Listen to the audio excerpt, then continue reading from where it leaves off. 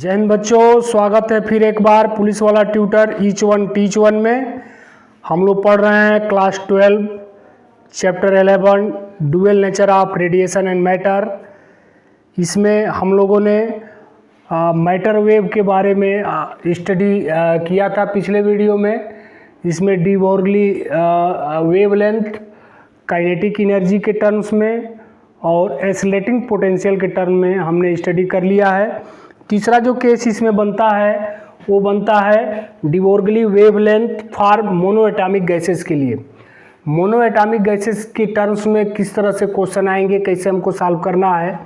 तो पहले तो आप देख लीजिए कि kinetic energy of each molecule of A gas के लिए फार्मूला होता है F/2 kT, जहाँ पर F क्या है, डिग्री ऑफ फ्रीडम है, क्लास 11th में आप पढ़े होंगे।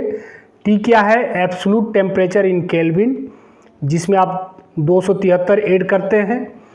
K क्या है, बोल्ट्जमैन कांस्टेंट है। यहाँ पर K ध्यान रखना है, काइनेटिक एनर्जी नहीं है। यहाँ पर जो K यूज होगा बोल्ट्जमैन कांस्टेंट के लिए यूज होगा। और जैसा कि आप क्लास 11th में पढ़े हैं, फॉर मोनो एटॉमिक गैस के लिए जो F होता है, degree of freedom, mono atomic gases के लिए इसकी वैल्यू 3 होती है। अब इस फार्मूला में F की जगह पर आप 3 लिखेंगे तो काइनेटिक एनर्जी 3/2 kT। K क्या है, बोल्ट्जमैन कांस्टेंट, T क्या है, एब्सोल्यूट टेम्परेचर है। और जैसा कि आप लेमडा की वैल्यू जानते हैं, lambda de Broglie wavelength lambda equal to H/P।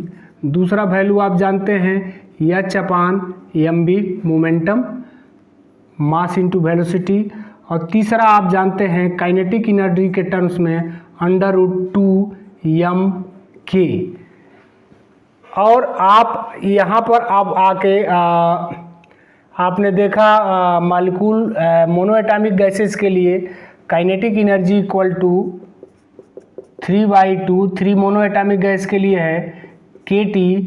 अब यहाँ पर जो काइनेटिक एनर्जी है इसकी जगह पर आप 3/2 kT रखेंगे तो लेमडा इक्वल टू H/√2m, और K की जगह पर काइनेटिक एनर्जी की जगह पर आपने 3/2 kT रख दिया। 2 से 2 कट जाएगा, यहाँ पर बच जाएगा आपका lambda equal to H/√3m kT। क्या बच गया, 3m kT। एक फार्मूला आपने और पढ़ा होगा, small m equal to capital M upon Avogadro number. अब इसमें सबकी वैल्यू पुट करने के बाद प्लैंक कांस्टेंट, मास, इस सब की वैल्यू पुट करने के बाद एक शॉर्ट फार्मूला इसका आता है जिसको लिखते हैं lambda equal to 25.6 under root capital M capital T। Capital M क्या है, ये मॉलिक्यूलर मास है, मॉलिक्यूलर मास, किसी भी एलिमेंट का मॉलिक्यूलर मास। और K क्या है, T क्या है, एब्सोल्यूट टेम्परेचर है। एब्सोल्यूट टेम्परेचर का मतलब होता है जिसमें आप 273 ऐड कर देते हैं। एक क्वेश्चन के माध्यम से इस फार्मूला का यूज हम सीखते हैं। आप इसको पहले नोट कर लें, नोट कर लिए होंगे। एक क्वेश्चन को सॉल्व करते हैं हम न्यूमेरिकल के माध्यम से, समझेंगे कि कैसे इस फार्मूला का हम यूज करते हैं। क्वेश्चन आप देख लें, लिखा हुआ बोर्ड पर पहले से। Find the ratio of lambda wavelength helium at 27 degree centigrade and wavelength of nitrogen at 127 degree centigrade considering both are monoatomic gas. दोनों को ये विचार करते हुए क्वेश्चन को सॉल्व करना है कि दोनों मोनो एटॉमिक गैसेस हैं। क्वेश्चन आप पढ़ पा रहे होंगे, नोट कर लें, मैं बोल दे रहा हूँ एक बार। Find the ratio of wavelength of helium at 27 degree centigrade and nitrogen wavelength of nitrogen at 127 degree centigrade considering both are का मतलब दोनों, हीलियम और nitrogen mono atomic gases. Option 4 दिए हैं, 1 2 3 या 4, दोनों का रेशियो देखना है हीलियम और प्लस नाइट्रोजन का, कि इनका वेवलेंथ का जब हम रेशियो निकालते हैं तो कितना आता है। जब मोनोएटॉमिक गैसेस के लिए बात आएगी तो हमको de Broglie wavelength for monoatomic gases के केस 3 को कंसेप्ट को दिमाग में रखना है। इसके लिए formula shortcut lambda equal to 25.6 in upon capital M capital T.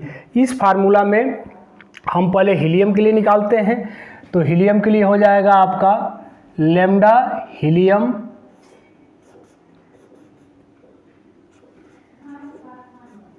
Equal to 25.6 अपान, अब हीलियम का एटॉमिक मास 4 होता है, तो यहाँ पर जो मॉलिक्यूलर मास कैपिटल एम दिया हुआ है इसको हम 4 लिखेंगे,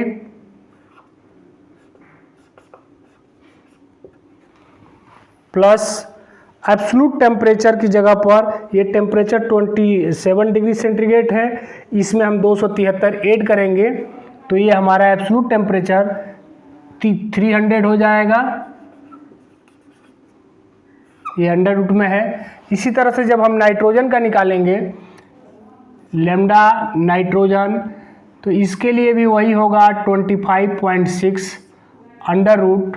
नाइट्रोजन का मॉलिक्यूलर मास जो होता है एटॉमिक नंबर 7 होता है और मॉलिक्यूलर मास इसका नाइट्रोजन का हो जाएगा 28,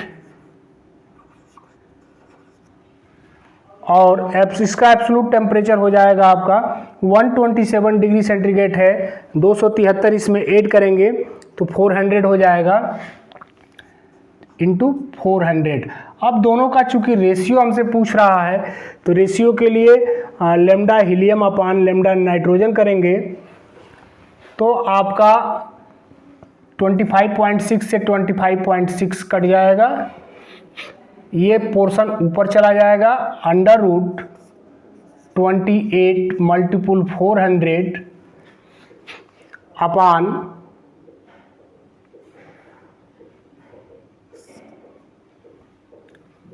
4 इंटू 300।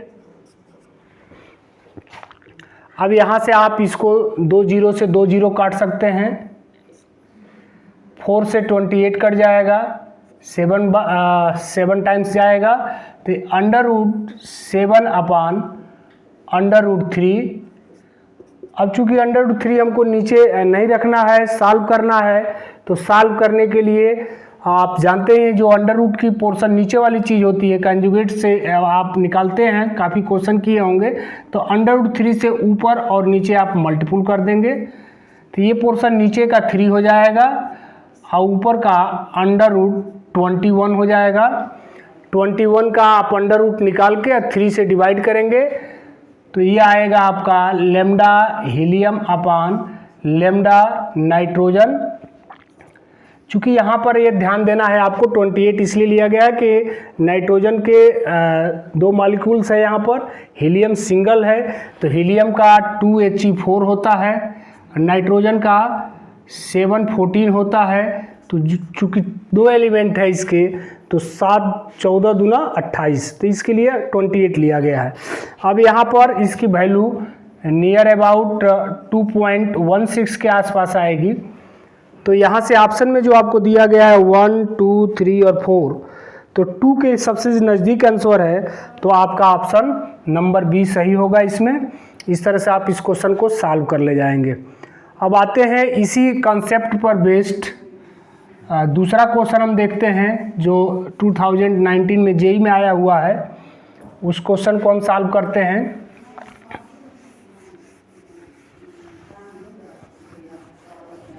क्वेश्चन को आप पढ़ लें। A particle P is form due to completely inelastic collision of particles X and Y having de Broglie wavelength lambda x and lambda y respectively if x and y were moving in opposite direction then the de Broglie wavelength of P is। अब P मतलब दोनों का जो particle उसको 2 part में x और y direction में जा रहे हैं, दोनों अपोजिट डायरेक्शन में जा रहे हैं, तो दोनों अपोजिट डायरेक्शन में जा रहे हैं, तो फाइनली पी का जो कोलिजन के बाद परफेक्टली इनइलास्टिक या कंप्लीटली इनइलास्टिक के बाद दोनों पार्टिकल एक सपोज करिए एक जो है राइट साइड में जा रहा है, एक लेफ्ट साइड में जा रहा है, दोनों के कोलिजन के बाद दोनों पार्टिकल एक ही दिशा में मूव करेंगे। उस स्थिति में उनका रिजल्टेंट जो होगा मोमेंटम वो क्या होगा, तो इसको आप सॉल्व करते हैं। तो आप जैसे सपोज करिए एक पार्टिकल x है,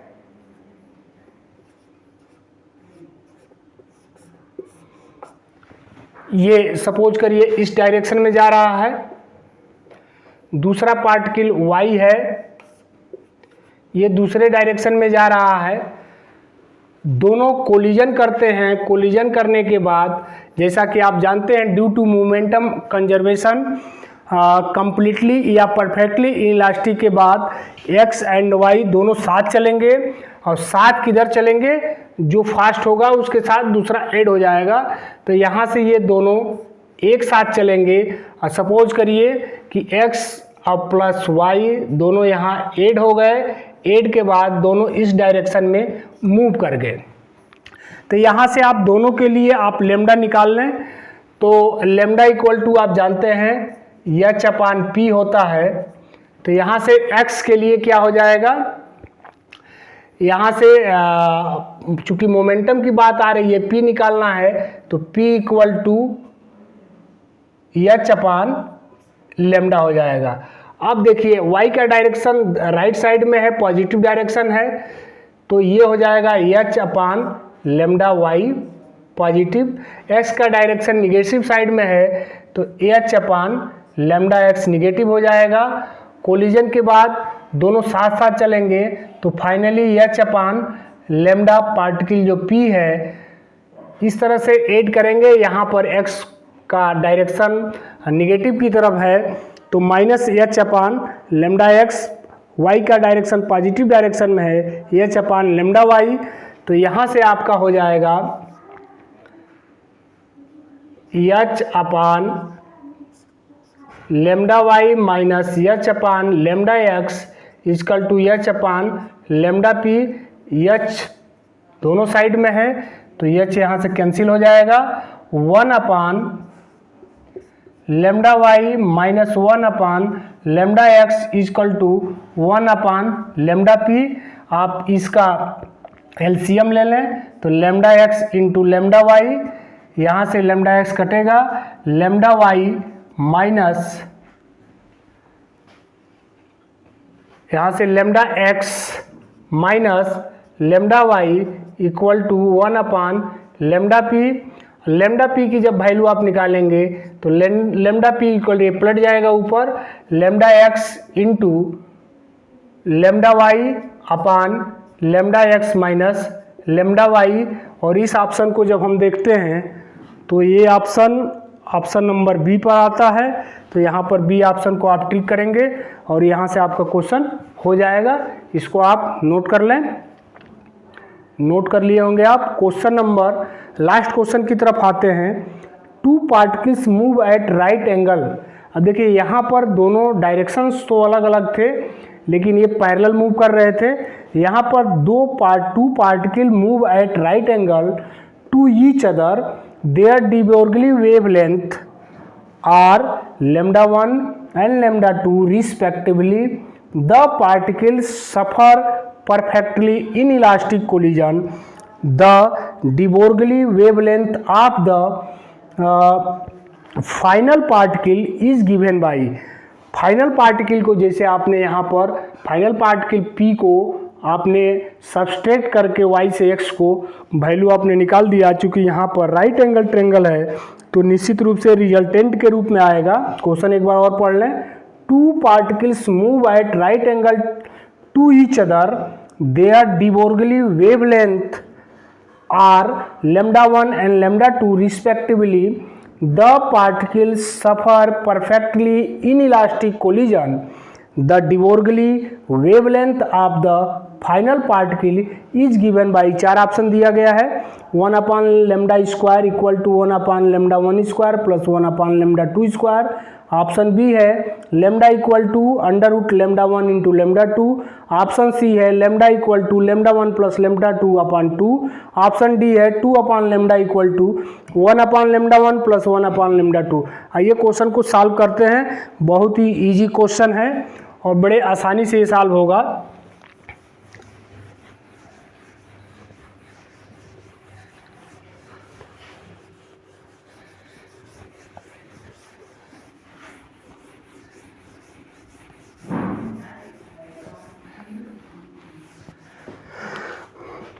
to particles move at right angle to angle, तो जैसा कि आप जान रहे हैं due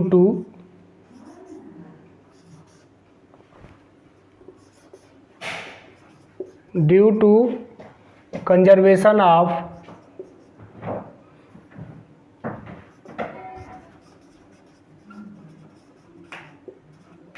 momentum, conservation of momentum के अनुसार जब ये कोलाइड होंगे, जब ये परफेक्टली इन इलास्टिक ये टक्कर लेंगे तो दोनों क्या करेंगे, साथ साथ चलेंगे। तो वहाँ से P initial equal to P final होता है। अब इसी फार्मूले पर हम इसको देखते हैं कि पहला पार्टिकल को अगर हम पहला पार्टिकल 1 मानते हैं और इसका मोमेंटम P1 मानते हैं, दूसरा पार्टिकल को हम 2 नाम दे देते हैं, इसको P2 से मोमेंटम को शो करते हैं। ये राइट साइड में डायरेक्शन में चल रहा है, ये राइट एंगल 90 डिग्री पर, इससे जस्ट 90 डिग्री पर क्वेश्चन के अनुसार to particles move at right angle, अगर ये पैरेलल चल रहा है तो सीधा ये 90 डिग्री पर चल रहा है।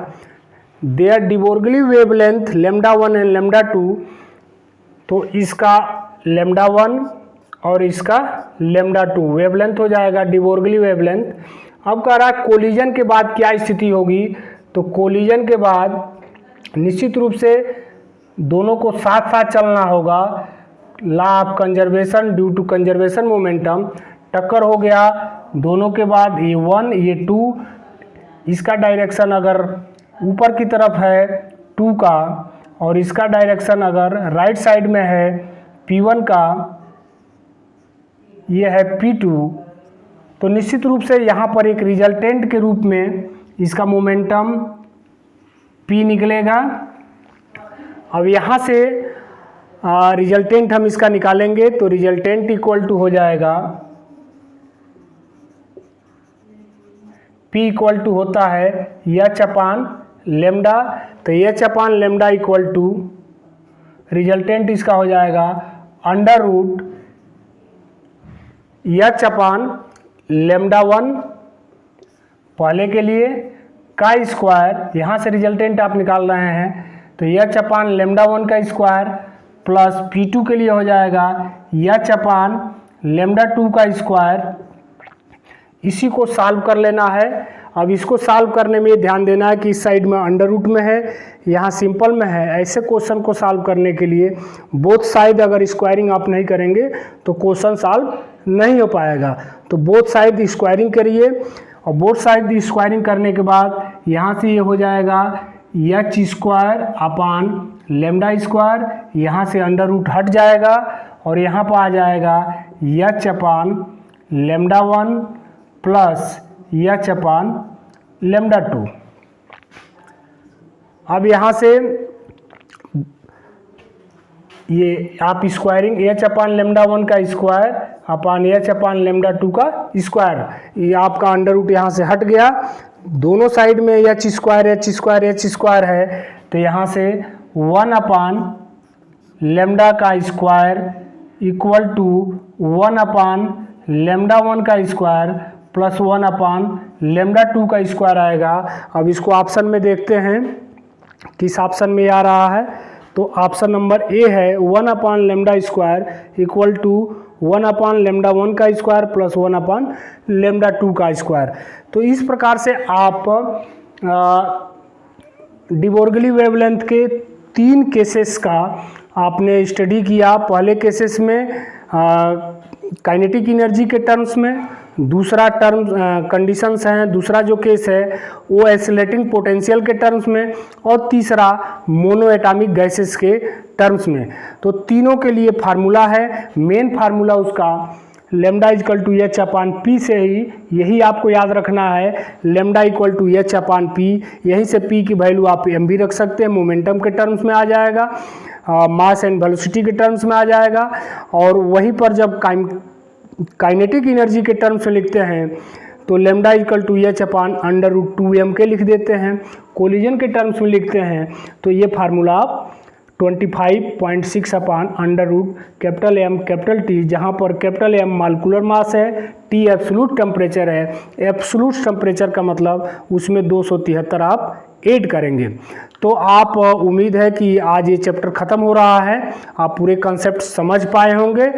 अब इसके 2 वीडियो और बनेंगे जिसमें 15 ऑब्जेक्टिव क्वेश्चन लिए जाएंगे, और दूसरे वीडियो में 15 बोर्ड में CBSE बोर्ड में आए हुए इस टॉपिक से रिलेटेड क्वेश्चन होंगे। तो 2 वीडियो और इस लेसन का बनेगा। बाकी कॉन्सेप्ट की दृष्टि से ये पूरा लेसन जो सिलेबस में है बोर्ड के वो समाप्त किया जाता है आज। और इस पर अगले जो नेक्स्ट वीडियो आएंगे 15 ऑब्जेक्टिव क्वेश्चन के, और 15 जो अब तक के CBSE बोर्ड में क्वेश्चन 15 सालों में आए हुए हैं उनको शामिल किया गया, उसको ज़रूर देखिए। आज के लिए बस इतना ही, बहुत बहुत धन्यवाद, थैंक यू, जय हिंद।